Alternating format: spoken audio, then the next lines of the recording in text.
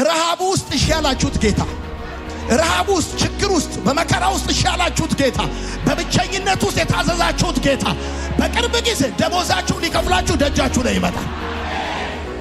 የምነግራችሁ ነገር እንደዚህ ነው። በአባቱ በአብርሃም ዘመን ከነበረው ረሃብ በላይ በይስሐቅ ዘመን ረሃብ ሆነ አለ። ወዳጆች ረሃብ ክፉ ነው፣ በረሃብ መጥፎ ነው፣ ረሃብ ከባድ ነው። ነገር ግን እዛ ሁኔታ ውስጥ እዛ ሊሚቴሽን ውስጥ እሺ ብሎ ተቀመጠ። እግዚአብሔር አምላክ ሊከፍለው መጣ። አንድ በረከት ባርካቸዋለሁ። ትዝ ይላችኋል ጴጥሮስ በታሰረ ጊዜ እነ ማርቆስ እነ ማርያም ቤት ጸሎት ይጸለይ ነበር። ሮዴ የምትባል አንድ የቤት ሰራተኛ እዛ ትሰራ የነበረች ጴጥሮስ በሩን ሲያንኳኳ በደጅ ቆሟል።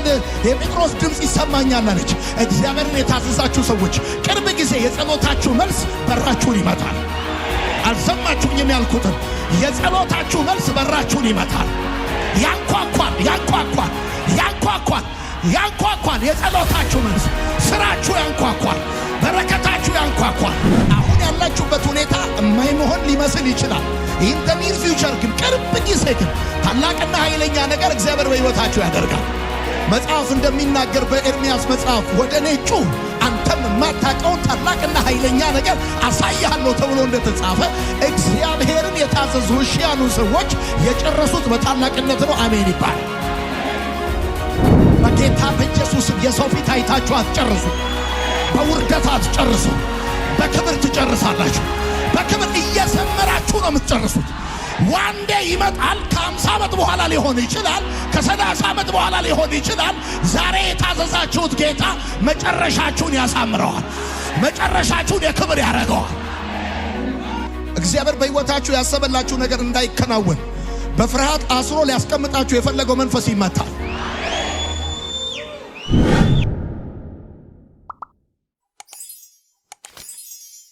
ፍጥረት መጽሐፍ ምዕራፍ 26 ከቁጥር 1 ጀምሮ የእግዚአብሔርን ቃል እንደዚህ ያነባለሁ። ቀድሞ በአብርሃም ዘመን ከደረሰው ረሃብ በላይ በአገሩ ላይ ረሃብ ሆነ። ይስሐቅም የፍልስጤምን ንጉሥ አቤሜሌክ ወደሚኖርበት ወደ ጌራራ ሄደ። በዚያም እግዚአብሔር ለይስሐቅ ተገልጦ እንደዚህ አለው፣ እኔ በምነግርህ ምድር ተቀመጥ እንጂ ወደ ግብፅ አትውረድ። ለጥቂት ጊዜ እዚሁ አገር ተቀመጥ፣ እኔም ካንተ ጋር ሆናለሁ፣ እባርክህም አለው። ይህን ምድር በሙሉ ለአንተና ለዘርህ በመስጠት ለአባትህ ለአብርሃም በመሃል ላይ የገባሁትን ቃል አጸናለሁ። ዘርህን እንደ ሰማይ ከዋክብት አበዛለሁ። ይህን ምድር በሙሉ ለዘር እሰጣለሁ። የምድር ሕዝቦች ሁሉ በዚህ በዘርህ አማካኝነት ይባረካሉ። ይኸውም አብርሃም ቃሌን ሰምቶ ድንጋጌን፣ ትእዛዜን፣ ስርዓቴን፣ ሕጌን በመጠበቁ ነው። ስለዚህ ይስሐቅ በጌራራ ተቀመጠ። ቁጥር 12 ይስሐቅም በዚያች ምድር ዘርን ዘራ፣ እግዚአብሔርን ባረከለትና በዚያኑ ዓመት 100 እጥፍ አመረተ። ሰውየውም እጅግ ባለጠጋ እስኪሆን ድረስ ሀብት በሀብት ላይ እየተጨመረለት ሄደ። አሁን ባነበብኩላችሁ የእግዚአብሔር ቃል በዘፍጥረት መጽሐፍ ምዕራፍ 26 ከቁጥር 1 ጀምሮ ስትመለከቱ ቃሉ የሚናገረው በአብርሃም ዘመን ከነበረው ረሃብ በላይ በይስሐቅ ዘመን እንዴት ረሃብ እንደሆነ የእግዚአብሔር ቃል ይናገራል። ትዝ ካላችሁ የእግዚአብሔርን ቃል ስታነቡ አብርሃም እግዚአብሔርን ሰምቶ እንደተነገረው መጓዝ ከጀመረ በኋላ ረሃብ ገጠመው ይላል። ከገጠመው ረሃብ የተነሳ ደግሞ እንግድነት ሰው ቤት እንደገባ ታስታውሳላችሁ። ወዳጆቼ ይስሐቅ በአባቱ በአብርሃም ዘመን ከነበረው ረሃብ በላይ ረሃብ ገጠመው ብሎ ሲናገር በዛ ስፍራ ለመቆየት በዛ ስፍራ ለመኖር ምቹ አይደለም። ረሃብ ጊዜ አይሰጥም። ሌሎች ብዙ ነገሮች ጊዜ ይሰጣሉ። ረሃብ ግን ጊዜ የማይሰጡ ጉዳዮች መካከል አንዱና ዋነኛው ነው።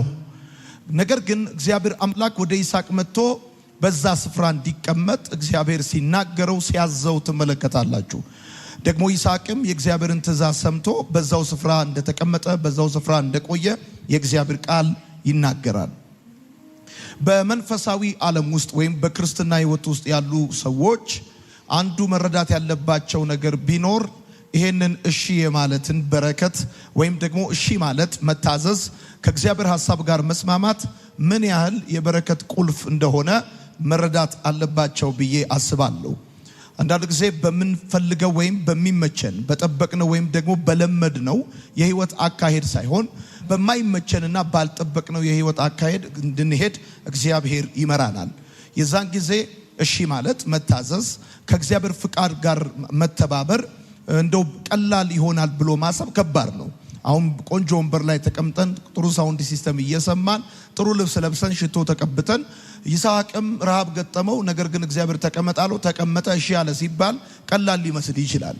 ይሄ ረሃብ የሚባለው ነገር እንደነገርኳችሁ ጊዜ የማይሰጥ ጉዳይ ነው። የሰው ፊት እንድታዩ የሚያደርግ ጉዳይ ነው። ብዙ ነገሮችን በአቅማችሁ መፍትሄ ልትፈልጉላቸው ትችላላችሁ። ይሄ ረሃብ የተባለው ጉዳይ ግን ወዳጆቼ አንደኛ እንደ ሀገር ነው የሚመጣው፣ በግል ብቻ የሚመጣ ጉዳይ አይደለም።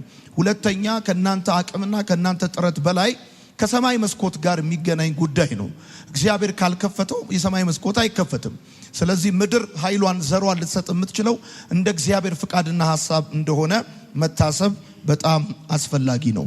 ነገር ግን በጣም የሚገርመው ነገር ይስሐቅ ከእግዚአብሔር ሐሳብ ጋር ተስማማ። እግዚአብሔርም ደግሞ እንዴት እንደባረከው በረሃብ ዘመን ትመለከታላችሁ። እሺ በማለት ውስጥ የመጀመሪያው የምታገኙት በረከት ታላቅነት ነው። የምትጽፉ ሰዎች እሺ ማለት የመጀመሪያው በረከቱ ታላቅነት ነው። አሁን የእግዚአብሔር ቃል እንደሚናገረው በሌላም ትርጉም ስታነቡት እንደምታገኙት ማለት ነው። ወዳጆቼ በጣም በሚገርማችሁና በሚደንቃችሁ ሁኔታ ይስሐቅ እንዴት ባለ ሁኔታ ሁሉን እስኪበልጥ ድረስ እየጨመረ ይበዛ እንደነበር ይገዛ እንደነበር የእግዚአብሔር ቃል ይናገራል። እንደውም ብታነቡት እንደዚህ ይላል። የቀድሞ ትርጉም ማለት ነው። እንደዚህ ይላል ወዳጆቼ ይስሐቅም እግዚአብሔርን ስለታዘዘ ታላቅ ሰው ሆነ ብቻ አይደለም የሚለው ወዳጆቼ እጅግ እስከሚበልጥ ድረስ እየጨመረ ይበዛ ነበረ ብሎ ይናገራል። ስለዚህ ይስሐቅ በአካባቢው ላይ ትልቅ የሆነበት አንዱና ዋነኛው ምክንያት ይሄ ዌዘር ኮንዲሽኑ አይደለም፣ የጂኦግራፊው አመቺነት አይደለም፣ ሲዝኑ ቆንጆ መሆኑ አይደለም። ከእግዚአብሔር ጋር መስማማቱ፣ ለእግዚአብሔር ፍቃድ እሺ ማለቱ ሰውየውን ትልቅ አደረገው እንጂ ትንሽ አላደረገውም። ትርፋማ አደረገው እንጂ አላከሰረውም። እና ከእግዚአብሔር ሐሳብ ጋር መስማማት አንዱ እሺ ማለት እግዚአብሔርን እሺ ማለት አንደኛው በረከት ታላቅነት ነው። እንግዲህ ሰዎች ታላቅ መሆን ይፈልጋሉ። ታላቅ ለመሆን ይፈልጋሉ። ማንም ሰው በስራውም በአገልግሎቱም በህይወቱም ታላቅ መሆን የማይፈልግ ሰው አለ ብዬ አላስብም። ነገር ግን ታላቅ መሆን ስንፈልግ ትልቅ በሆኑ ሰዎች ላይ በመቅናት አይደለም፣ ወይም ትልልቅ ሰዎችን በመቃወም ወይም እነሱን በማሳነስ ወይም ደግሞ ከነሱ ላይ በተቀነሰ የህይወት ስሌት ትልቅ እንሆናለን ብሎ ማሰብ ተገቢ አይደለም።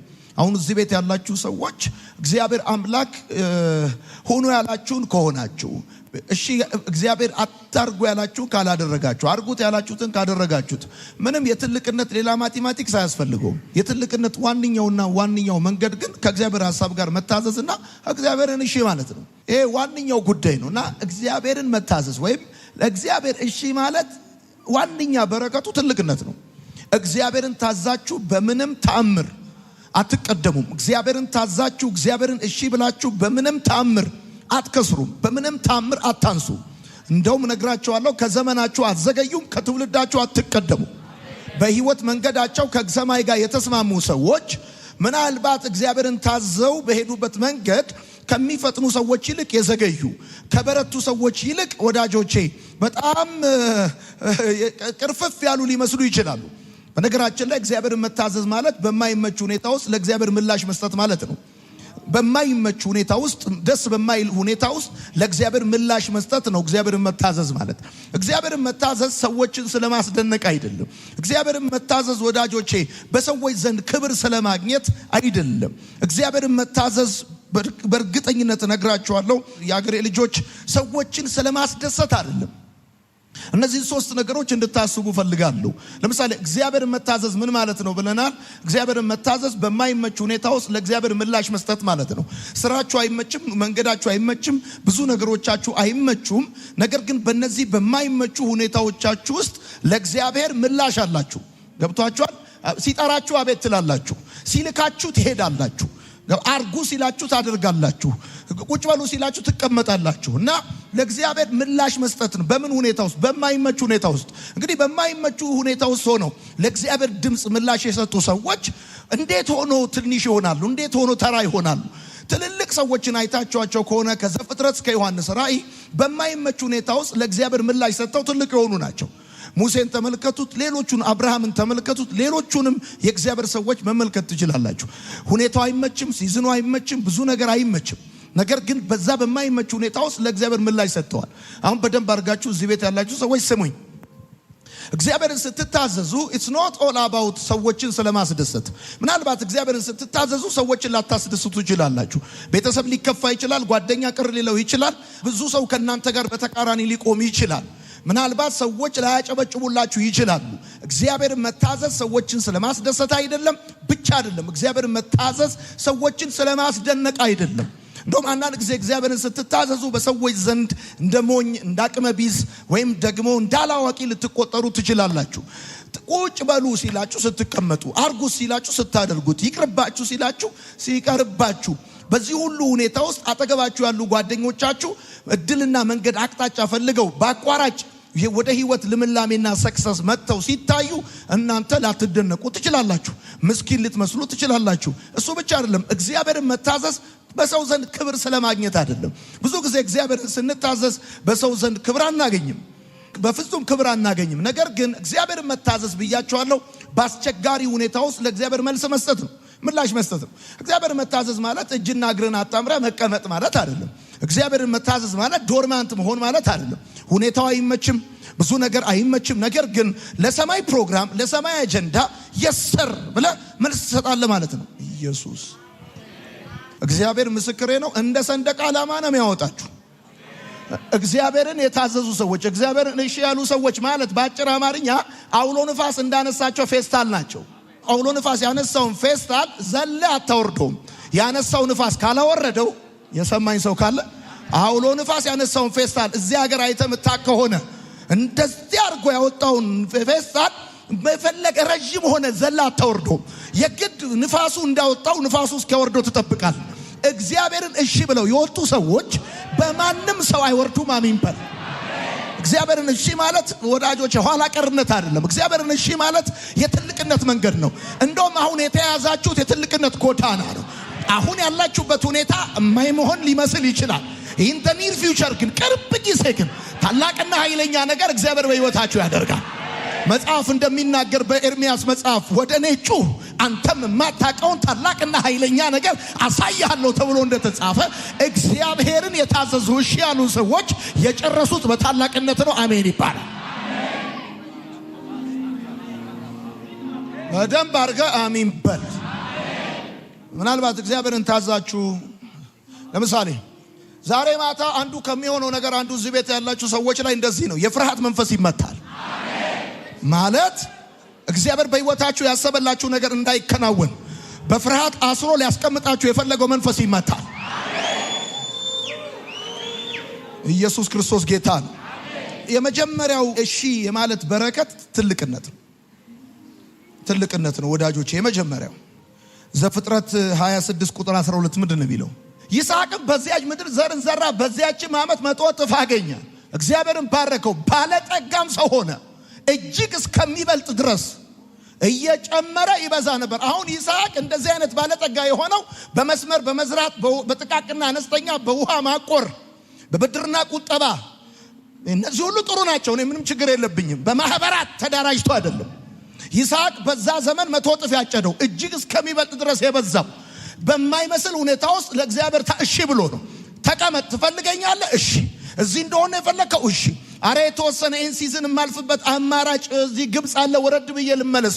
ኖ፣ እዚህ ቁጭ በል። መቀመጡን እግዚአብሔር ከፈለገው ወዳጆቼ፣ እውነቴን ነው፣ ቀጥሎ ያለውን ኃላፊነት የሚወስደው እግዚአብሔር ነው።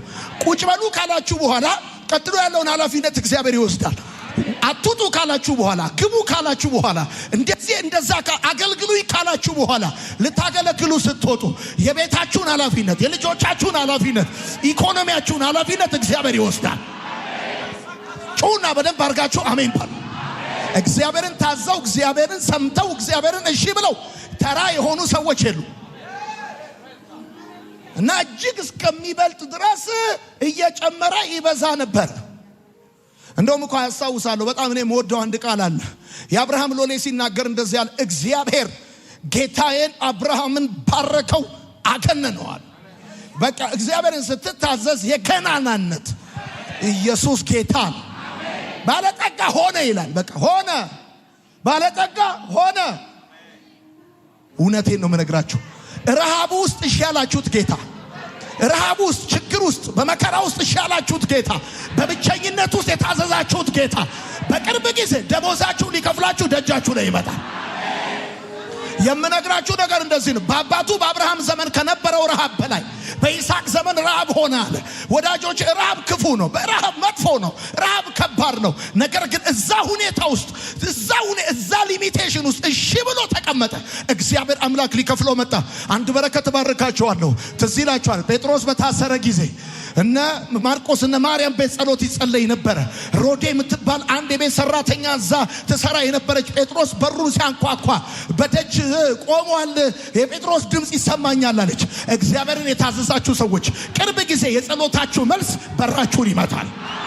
አልሰማችሁኝም ያልኩትን? የጸሎታችሁ መልስ በራችሁን ይመታል። ያንኳኳል። የጸሎታችሁ መልስ ስራችሁ ያንኳኳል። በረከታችሁ ያንኳኳል። ኢየሱስ ጌታ አሜን ይባላል። ሁለተኛው እሺ ማለት በረከት መልካም አጨራረስ ነው። ወዳጆቼ ብዙ ሰዎች የሚጨርሱት በውርደት ነው፣ በድህነት ነው፣ በበሽታ ነው የሚጨርሱት። ክብር ያለው አለ መጽሐፍ በመጀመሪያ ውስጥ አይደለም በመጨረሻ ውስጥ ነው። ክብር ያለው ፍጻሜ ውስጥ ነው። አሁን እሺ ማለት በረከት የሚሆነው አጨራረስ ላይ ስለሚሰራ ነው። አጀማመር ላይ አይደለም፣ አጨራረስ ላይ ነው። ወዳጄ እና ኃይሌ ሆቴል ይዘው የመጡት ጀምረው አይደለም ጨርሰው ነው። እኩል ልጀምር ትችላለህ፣ ነገር ግን እኩል አጨርስም። እየነገርኩ ያለሁት እንደዚህ ነው። እሺ ማለት በረከት የሚሆነው መልካም አጨራረስ ስለሆነ ነው። ማይ ጋድ እና ብዙ ሰዎች በውርደት ጨርሰዋል። እሺ የሚሉ ሰዎች ግን በውርደት አይጨርሱም፣ በክብር ነው የሚጨርሱት። ብዙ ሰዎች በማጣት ጨርሰዋል። ብዙ ሰዎች በበሽታ ጨርሰዋል። አንድ ሰው ግን በአንደኛ ዜና መጽሐፍ ምዕራፍ 29 ቁጥር 28 ላይ እንደዚህ ጨርሷል። ይኸው እድሜም ባለጠግነትም ክብርም ጠግቦ በመልካም ሽምግልና ሞተ። ማይ ጋድ ይሄንን አይነት አሟሟት የሞተው ዳዊት ነው። እድሜ ጠግቦ ክብር ጠግቦ ባለጠግነት ጠግቦ በቃ ስብሎ እድሜ ጠግቦ ኢየሱስ ጌታን ክብር ጠግቦ ባለጠግነት ጠግቦ ኢየሱስ ክርስቶስ ጌታን። እንደዚህ ነው ዳዊት የጨረሰው። ወዳጆቼ እባርካችሁ ከፍ አድርጉ እጆቻችሁን። ወይኔ ለምናችሁ አይደለም የምትጨርሱት። በጌታ በኢየሱስ የሰው ፊት አይታችሁ አትጨርሱ። በውርደት አትጨርሱ። በክብር ትጨርሳላችሁ። በክብር እየዘመራችሁ ነው የምትጨርሱት። ዋንዴ ይመጣል። ከ50 ዓመት በኋላ ሊሆን ይችላል፣ ከ30 ዓመት በኋላ ሊሆን ይችላል። ዛሬ የታዘዛችሁት ጌታ መጨረሻችሁን ያሳምረዋል። መጨረሻችሁን የክብር ያደርገዋል። የክብር ያደርገዋል። እግዚአብሔር የክብር ኢየሱስ ጌታ አሜን ነው። እንዴት ነው መጨረስ የምትፈልጉት? በቃ እሺ ካላችሁ በባለጠግነት በክብርና እድሜ ጠግባችሁ የልጅ ልጅ አይታችሁ አቢ አቡሽ ማሙሽ ሚጡ ሚጢጢ ሚጣ ብላችሁ የልጅ ልጆቻችሁን አልሰማችሁኝ ይመልኩት ልባርካችሁ ከፍ አድርጉ እጆቻችሁ በጌታ በኢየሱስ ክርስቶስ ስም። የአብርሃም አምላክ ከሆነ የምታመልኩት ቶ ሌላውን ሰው አንተ የአብርሃም አምላክ የእጆችን ሥራ ባርካለሁ ያለ እንደ ደከመህ አትሞትም። ታልፋለህ። አልፈህ በክብር ነው የምትሄደው። አሜን በል። መቼ ነው እማርፈው እያልክ እየናፈክ ሳይሆን ባሪያህን አሰናብተኝ ብለህ አይኖቼ ማዳንህን አይተዋል ብለህ የሰማኝ ሰው ካለ አሜን ወሰደ ይሁንልህ በኢየሱስ ስም። አሁን ብዙ ጊዜ እንዴት ነው የሚባለው? ለፍቶ ደክሞ ወይ ሰሞኑን እኮ ሙሽራ ነበረ። ወይ ሰሞኑን እኮ ነው ቤት ሰርቶ ገና አሁን ሊገባበት እኮ መስኮት እኮ ራሱ እየገጠመ ነበር። ወይ እንደዚህ አይነት አሟሟት አትሞትም። አሜን በል። ነግሮኛል ብለህ ነው። ነግሮኛል። ሰሞኑን ልሄድ ነው። አመሰግናለሁ። ቴንክ ዩ ሶ ማች ስለነበረን ጊዜ በል። አሜን በል። መኖር ብቻውን ዝም ብሎ በረከት አይደለም። አንተ በእግዚአብሔር ፕሮግራም መኖር ነው በረከት። እኔ ግን እንደዚህ ባረኳችሁ። እንደውም ዛሬ ማታ እንደዚህ ባረኳችሁ። ዳዊት ክብርን እድሜንና ባለጠግነትን ጠግቦ እንደሞተ ያመናችሁት አምላክ የእሱ አምላክ ነው። በጌታ በኢየሱስ ስም ፍጻሜያችሁ የውርደት አይሆን። ኢየሱስ ጌታ ነው። እሺ ስትሉ እንደዚህ ነው የሚሆነው። መልካም አጨራረስ ነው። እሺ ሶስተኛ እሺ ማለት ሶስተኛው በረከት የእግዚአብሔር መገኘት ነው። የእግዚአብሔር መገኘት ነው። እሺ ማለት ሶስተኛው በረከት የእግዚአብሔር መገኘት ነው። በዮሐንስ ወንጌል መጽሐፍ ምዕራፍ 14 ቁጥር 23 እንደዚህ ይላል የእግዚአብሔር ቃል ሲናገር፣ ኢየሱስም መለሰ አለውም የሚወደኝ ቢኖር ቃሌን ይጠብቃል፣ አባቴም ይወደዋል፣ ወደ እርሱም እንመጣለን። ጎብኝተነው እንመለሳለን አይደለም የሚለው። ቪዚት እናደርገዋለን አይደለም የሚለው። ቪዚቴሽን አይደለም፣ ይሄ ሃቢቴሽን ነው። እንኖራለን። ይኸው ስማው፣ እንመጣለን፣ በእርሱ ዘንድ መኖሪያ እናደርጋለን። ከማን ጋር? የሚወደኝ ቃሌን ይጠብቃል፣ አባቴም ይወደዋል። እሺ ካለ ቃሌን ከጠበቀ እንመጣለን፣ መኖሪያ እናደርጋለን፣ ከሱ ጋር እንኖራለን። በቃ የእግዚአብሔር መገኘት ወደ ህይወታችሁ ከሚያመጣው ነገር አንዱ እሺ ማለት ነው። አራተኛ የተጽዕኖ ስፋት ልክ ነው። የተጽዕኖ ስፋት ልክ ነው። አሁን የአንዳንድ ሰው ተጽዕኖ መኝታ ቤቱ ነው። ኮሪደር ላይ ሲመጣ ተጽዕኖ የለውም። አንዳንድ ሰው ራሱ ክፍል ላይ ብቻ ተጽዕኖ ያለው ሰው አለ። ኮሪደር ላይ ከመጣ ትልቋ ሲስተር አለች፣ ድምፅን በድምፅ ነው የሚሽርበት። ይኸውላችሁ መጽሐፍ እንደዚህ አቤቱ መባረክን ባርከኛል፣ አገሬን አስፋው ማለት እኔ ገቨርን የማረግበት፣ እኔ ዶሚኔት የማረግበት፣ ይሄኔ ቴሪተሪ እኔ የምሰማበት። ኢየሱስ ጌታ አስፋው ማለት ነው፣ እኔ የምደመጥበት። ኢየሱስ ጌታ ነው። እና መጽሐፍ እንደዚህ ያለ በፍጥረት መጽሐፍ ምዕራፍ 12 ላይ እንደዚህ ይላል። ይኸው እግዚአብሔርም አብርሃምን አለው ከሀገርህ ከዘመዶችህ ከአባትህ ቤት ተለይተህ እኔ ወደማሳይ ምድር ውጣ። አሁን ሀገር ዝም ብሎ እንዳይመስል፣ ዘመድ ዝም ብሎ እንዳይመስል፣ ታላቅ ሕዝብ አደርግሃለሁ፣ እባርክሃለሁ፣ ስምህንም አከብረዋለሁ፣ ለበረከቱን አሉ። 7 ኤሌመንቶች ያሉት ተስፋ ቃል ነው እግዚአብሔር የገባለት ለአብርሃም። ያለው ነገር ግን እንደዚህ ነው፣ ከሀገር ከቤተሰብ ከዘመድ ተለይተህ እኔ ወደማሳይ ምድር ውጣ። እሺ ካልክ ከታዘዝ ታላቅ ሕዝብ ግለሰብ አይደለም ማረግ፣ ኔሽን አረጋል፣ ሕዝብ ነው ማረግ። እባርካለሁ፣ ስምህንም አከብረዋለሁ። ማይ ጋድ ወዳጄ፣ አሜሪካ ሂድ፣ ሳውዝ አፍሪካ ሂድ፣ አውሮፓ ሂድ፣ የፈለክበት ሂድ። ሰዎቹ በቁጥር ጥቂት ቢመስሉ ምድርን ነው የሚይዟት። ሰዎቹ ጥቂት ሆኖ ሳለ ኢንፍሉዌንሳቸው ግን ኦል ኦቨር ዘ ወርልድ ነው። ዲስ ኢዝ ብሌሲንግ። እሺ ካልካለ ውጣ አለው። እኔን ሲቲዝን አድርገኝ። አልሰማ እኔ አገር ከሆንኩ፣ እኔ ዜግነት ከሆንኩ። አብርሃም ሲወጣ ቀብድ አልተቀበለም። ውጣ አለው፣ እኔ ወደማሳይ። እንደዚህ እሺ ካልከኝ ደግሞ እኔ ታላቅ ሕዝብ አደርጋለሁ። ወይኔ በጌታ በኢየሱስም ዛሬ ባረኳችሁ። የተጽዕኖ መጠናችሁ ይጨምራል። የከሽነት መጠናችሁ በኢየሱስም ይጨምራል። አንዱ ጴጥሮስ 3000 ሰው ነው ካመጣው በአንድ ቀን። በሚቀጥለው ቀን የቸርቹ ብዛት 8000 ነው የሆነው። ኢየሱስ ጌታ ነው። አሁን እየነገርኳችሁ እያስተማርኳችሁ ያለሁት ፕሪንሲፕል ነው። ትታዘዛለህ፣ ያንተ ተጽዕኖ ይሰፋል ነው። እሺ ማለት የተጽዕኖ ስፋት ነው። የተጽዕኖ ስፋት ነው። አድርገው ሲላ አትፍራ። ምንድነው የምትሽኮረመመው? በለው ካለ በለው፣ አድርገው ካለ አድርገው። በቃ ስራው ካለ ስራው፣ ኃላፊነቱን የሚወስደው እሱ ነው። አድርገው ካለ አትሽኮረም፣ ጥፍርን አትብላ። ስታደርገው ኔሽን ትሆናል። አሜን በል። ኢየሱስ ጌታ ነው። አሜን በል። እግዚአብሔር አንድ ጊዜ ፕሮግራም ከጫነብህ የሚሆነው ጉዳይ እውነቴን ነው፣ ልክ ውሃ ግድብን እንደሚጥስ የትኛውም ስጋ ለባሽ መንገድ ላይ ቆሞ አያስቆምም። ዛሬ ደግሞ ባርካቸዋለሁ። ዛሬ ባርካቸዋለሁ። አሜን በሉ። ዛሬ ባርካቸዋለሁ። በአገልግሎት ብቻ አይደለም፣ ኢን ኤቭሪ ዳይሜንሽን በጌታ በኢየሱስ ስም ውሃ ግድብን እንደሚጥስ በጌታ በኢየሱስ ስም ጥሶ መውጣት ይሆናል። ፋሬስ ይሆናል። በኢየሱስ ስም ይሆንላችኋል። አሁን ዛሬ ማታ ተካፍላችሁ የምትሄዱት አንድ መንፈስ ነው። ምን ካላችሁኝ፣ ፍርሃት ከላያችሁ ላይ ተገፏል። ፍርሃት የሆነ ድንጋጤ፣ ፍርሃት በጌታ በኢየሱስ ክርስቶስ እግዚአብሔር ከተቀበለ ይበቃል። ሌላ ሰው ተቀበለ አልተቀበለ ሂሳብ አያስፈልገውም። ኢየሱስ ጌታ ነው። ደግሞ እግዚአብሔር ሁሌ እንዲናገራችሁ የምትፈልጉ ሰዎች አርብም ቅዳሜም ለሻዩም ለማኪያቱ ለወተቱም ለፓርኪንጉም ለምኑም በቃ አንዴ ነው የሚነግር። አንዴ ይነግራል። ለምሳሌ ጌታ ኢየሱስ በምድር ላይ በቆየበት ጊዜ ልዩ ድምጽ የሰማው 3 ጊዜ ነው።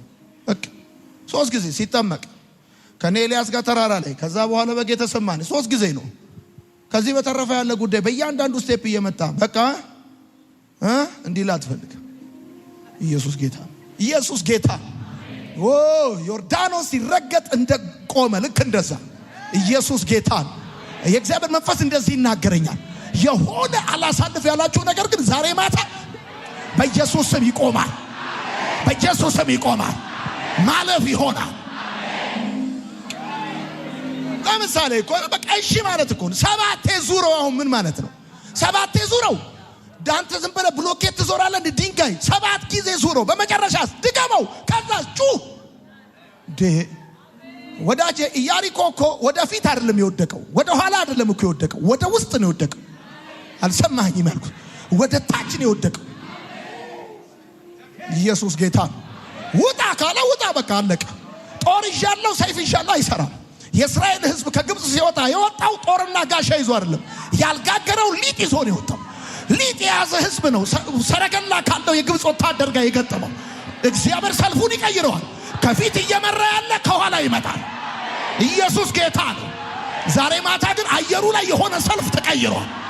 በጌታ በኢየሱስም ተቀይሯል። እግዚአብሔር ስለናንተ ሰራዊቱን አስወጥቷል።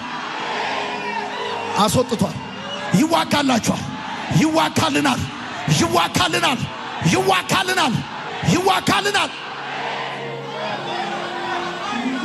አሜን ይባላል። የመጨረሻው እሺ ማለት የበረከት ምንጭ ነው። እሺ ማለት የበረከት ምንጭ ነው። ዘርጉ እጆቻችሁ እንደዚህ። ወዳጄ በነገር ሁሉ እንዲከናወንልህና ጤናም እንዲኖር ጸልይልሃለሁ ተብሎ እንደተጻፈ ዘርጉ እንደዚህ። በነገር ሁሉ ይከናወንላችሁ። በኢየሱስ ስም ይከናወንላችሁ። በነገር ሁሉ ማለት በአዲሱ ትርጉም በነገር ሁሉ ማለት ኤ ቱ ዜድ ማለት በነገር ሁሉ እንዲከናወንልህ። ዘርጉ እጆቻችሁ። በነገር ሁሉ በኢየሱስ ስም ይከናወንላችሁ። በመውጣት በመግባት፣ በመስራት፣ በመማር፣ በትዳር፣ በህይወት፣ በአገልግሎት፣ በነገር ሁሉ በጌታ በኢየሱስ ስም ይከናወንላችሁ። ዘርጉ እንደዚህ። እቺ ምድር ኃይሏን ትስጣችሁ። በጌታ በኢየሱስ ስም ይስሐቅ ቆፈረ ውሃ ወጣለት ተብሎ እንደተጻፈ በምትቆፍሩበት ጉዳይ ሁሉ በጌታ በኢየሱስ ስም ውሃ ይውጣላችሁ፣ ምንጭ ይፍለቅላችሁ፣ በነገር ሁሉ ይከናወንላችሁ። በጌታ በኢየሱስ ስም እጃችሁ የገባ ነገር ሳትፈልጉት ከእጃችሁ ካሁን በኋላ አይወጣም። በጌታ በኢየሱስ ስም የጭንገፋ መንፈስ ከህይወታችሁ ላይ ይመታል። እግዚአብሔር እየባረከ ይባርካችኋል። የገዢነትና የታላቅነት መንፈስ በእናንተ ላይ ይሆናል። እድሜያችሁ ሲጨምር ኃይላችሁ ይጨምራል። አሁን የያዛችሁት መንገድ የትልቅነት መንገድ ነው። ቆይ ዘርጉ እንደዚህ እጆቻችሁ። እጃችሁ ላይ ያለ አንድ ነገር ዛሬ ቃል አወጣሁበት 2 ይሁን፣ 2 4 ይሁን፣ 4 8 ይሁን። በጌታ በኢየሱስ ስም ጥቂቱ ነገር ብዙ ይሁን፣ ታናሹ ነገር ታላቅ ይሁን። በኢየሱስ ስም ዝቅ ያለው ነገር በጌታ በኢየሱስ ስም ከፍ ይበል። እጃችሁ ላይ የያዛችሁት የትኛውም ነገር የተባረከ ይሁን። ልዩነት እናንተ እንድትመረጡ ብላችሁ ምንም አታረጉም። ግን እግዚአብሔር አምላክ እውነቴን ብርሃኑ በእናንተ ላይ ይበራል። ለምን እንደሆነ አይታወቅም። በመስሪያ ቤታችሁ ፕሮሞሽን ይሆንላችሁ። በስራ ቦታችሁ ፕሮሞሽን ይሆንላችሁ።